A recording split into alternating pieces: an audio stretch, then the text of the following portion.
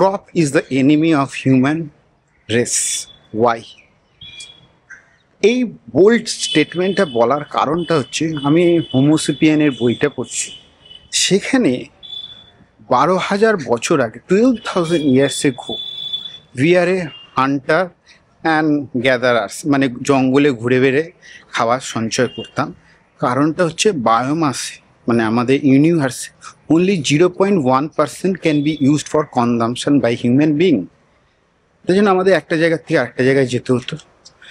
12,000 বছরের ঠিক টাইমের পর human being has understood how to make agriculture with crops. Middle east কান্ট্রিতে ফার্স্ট তৈরি হয়। এইটা তৈরি করার ফল যে আমরা যে অন্য জায়গায় ঘুরে বেড়াতাম ঘুরে, সেই জিনিসটা কেটে গেল, একটা জায়গায় সেটেলমেন্ট করতে শুরু করলাম, সেখানে হিউজ প্রোডাকশন অফ ক্রপস শুরু হলো। এবার ভাবো কি ডিসঅ্যাডভান্টেজেস হওয়া শুরু হলো। যখন ফ্লেক্সিবল ছিলাম, একটা জায়গা থেকে আরেকটা জায়গায় যেতে হতো, we cannot grow our population because you have to carry that baby from one place to another place and the future is uncertain. Whereas যখন agricultural crops হলো, we are sure about our food resources, এবং একটা জায়গায় থাকার ফলে productivity, reproduction system আরও বেড়ে গেল, পপুলেশন বাড়তে থাকলো। এবং তার সঙ্গে আর একটা কী হয়ে গেল যে সবসময় ওইটার ব্যাপারেই চিন্তা করছি, we are not thinking except that.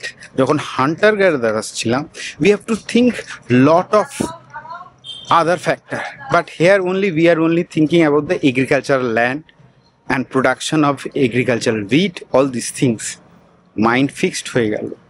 এবং এর সঙ্গে সঙ্গে as we are sitting at one place, idle brain is devil workshop, কী হয়ে গেল, কাস্ট সিস্টেম তৈরি হলো।